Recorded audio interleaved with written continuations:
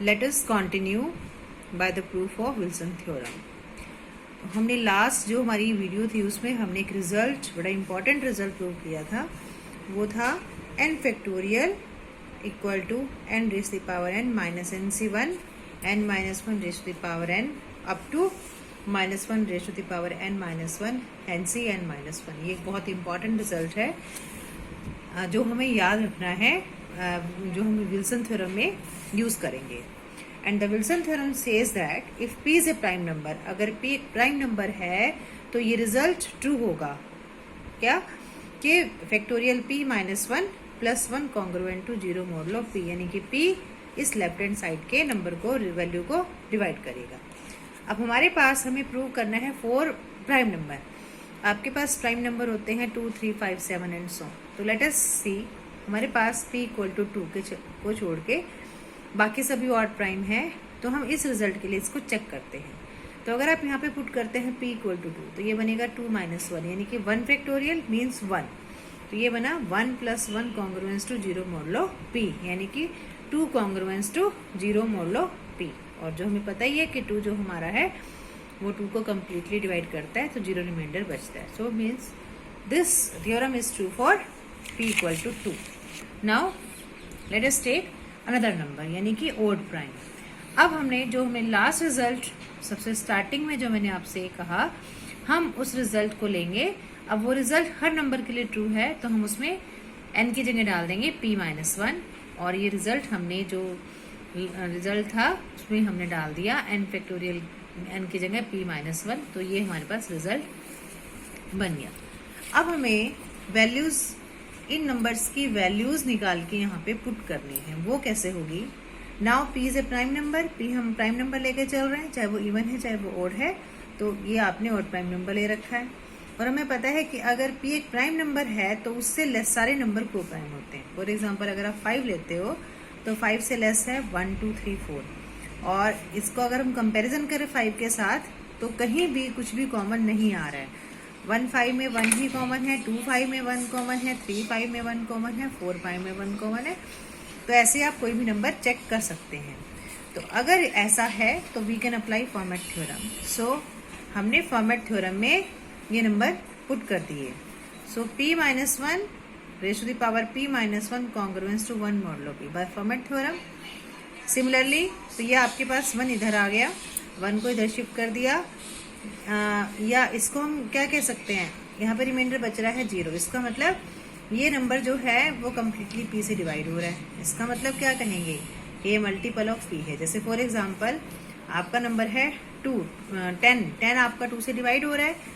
10 अगर आपका 2 से डिवाइड हो रहा है तो इसका मतलब 10 को आप कैसे लिख सकते हो, 2 इंटू 5, यानी कि वो क्या हो गया, मल्टीपल ऑफ 2।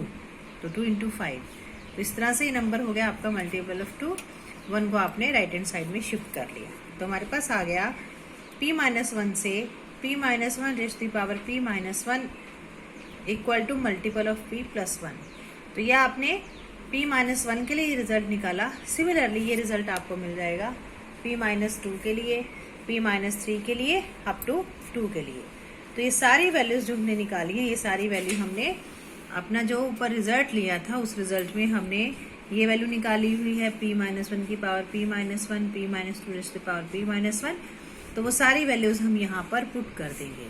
तो जब वो सारी वैल्यूज हम यहाँ पे पुट करेंगे तो हमारे पास बनेगा p minus 1 factorial equal to, पहला टर्म है मल्टीपल ऑफ p प्लस 1, फिर सेकेंड में p माइनस 1, आपके पास ये टर्म पड़ी है p माइनस 1 c1, इसको एज इट इज लिखेंगे, यहाँ पे वैल्यू डाल देंगे, फिर एज इट इज लिखेंगे, यहाँ पे वैल्यू डाल देंगे, ये एज इट इज लिख देंगे, यहाँ पे वैल्यू डाल देंगे, और इस तरह से सारी जगह में आप यहाँ पे वैल्यू डाल देंगे।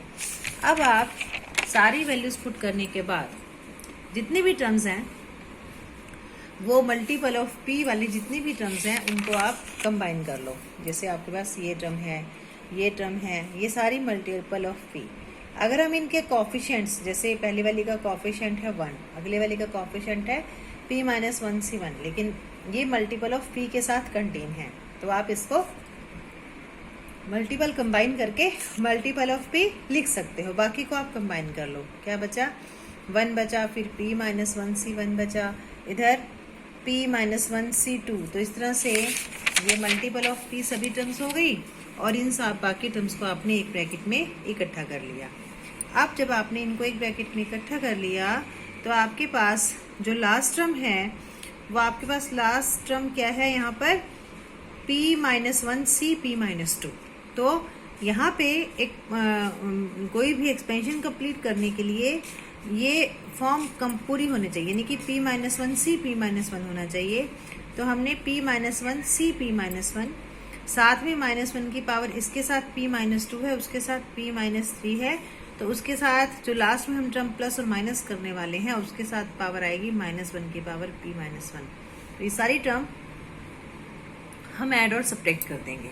तो जब आप ऐड और सब्ट्रैक्ट करोगे तो आपने जो एडिशन वाली टर्म है वो इसी ब्रैकेट में रख ली और जो माइनस जब सब्ट्रैक्ट किया था उसको आपने बाहर रख लिया।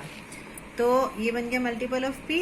नाउ अब आपके पास ये एक रिजल्ट होता है, अगर आप इसको एक्सपेंड करो 1 minus 1 raise to the power n, तो आपके पास बायनोमियल से ये बनेगा n minus 1 c0 minus n minus 1 c1 plus nc2 up to this. ये वाली टर्म आपकी बन जाएगी। तो इसका आपके पास जो ब्रैकेट में जो टर्म पड़ी है वो यही नंबर है, तो ब्रैकेट में टर्म को हम इससे रिप्लेस कर देंगे। ये टर्म हमारी एज इट इज आ गई, multiple of p as it is आ गई। अब यहाँ पर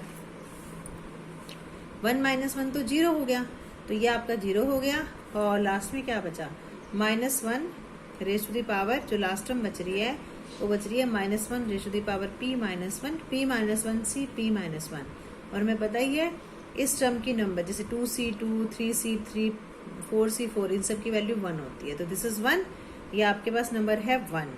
अब आपके पास ये है क्वेश्चन कि ये जो टर्म है ये माइनस आएगी प्लस आएगी। अब p कैसा है आपका, ऑड नंबर है, 3 है 5 है 7 है, 1 माइनस करेंगे तो इवन बन जाएगा, तो minus 1 raise to the power even, तो ये आपका पॉजिटिव बन गया, यानी कि माइनस 1 सम पॉजिटिव वैल्यू यानी कि माइनस 1। तो आपके पास आ गया मल्टीपल ऑफ p माइनस 1, यानी कि सॉल्व करने के बाद आपके पास आ गया p minus 1 factorial equal to multiple of p minus 1, या 1 को आप इधर शिफ्ट कर लेंगे।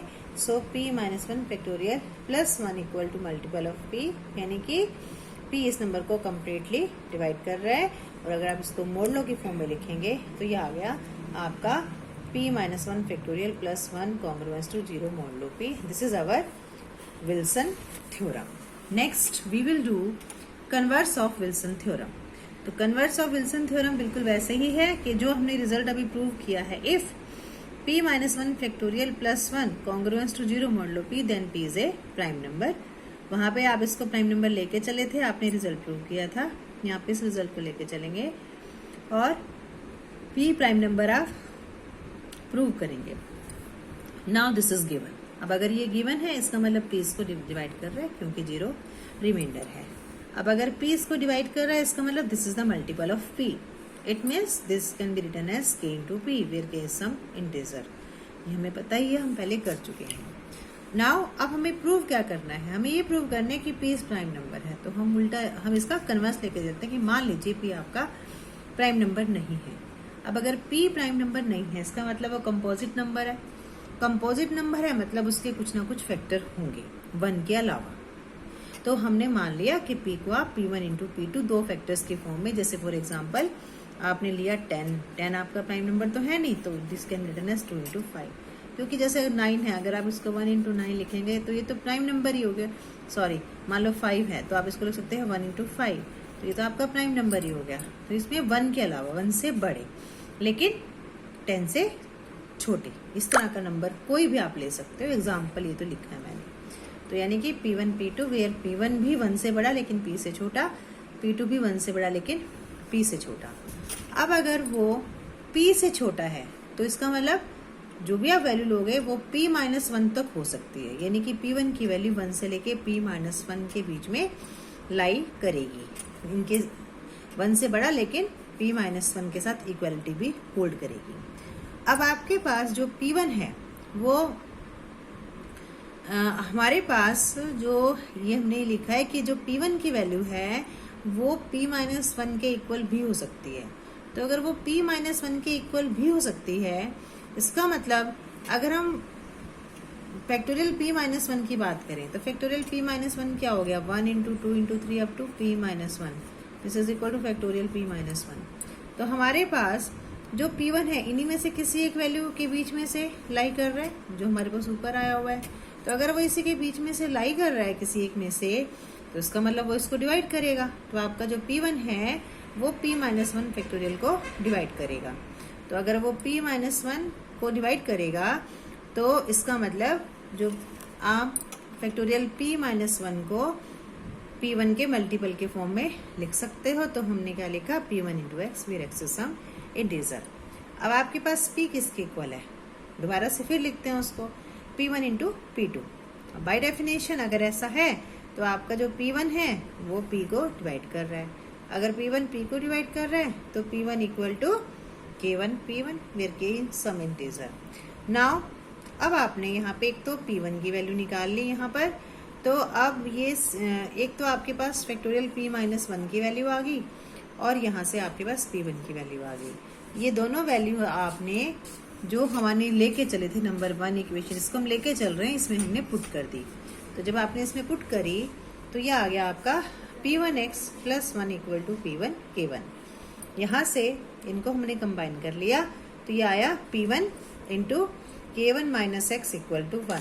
इसका मतलब अगर ऐसा है तो इसका मतलब जो आपका p1 into k1 minus x equal to 1 है आपका तो इसका मतलब p1 आपका 1 को डिवाइड करेगा। p1 आपका 1 को डिवाइड करना चाहिए बाय डेफिनेशन। अब अगर p1 आपका 1 को डिवाइड करेगा तो हमने पहले क्या लेके चले हैं पहले हम ये लेके चले कि जो आपका p1 है वो 1 से बड़ा है। और अगर p1 1 से बड़ा है तो जो p1 है वो 1 को डिवाइड तो नहीं कर सकता। इसका मतलब हम अपने एजम्पशन जो लेके चले थे कि p1 आपका एक प्राइम नंबर नहीं है वो रॉन्ग है। p1 is a prime number. So हमारे पास ये था कन्वर्स ऑफ विल्सन थ्योरम। और आप इस रिजल्ट को ऐसे भी लिख सकते हो कि p minus 1 factorial congruence to पहले प्लस 1 था कॉन्ग्रुएंस टू माइनस 1 मोडलो p।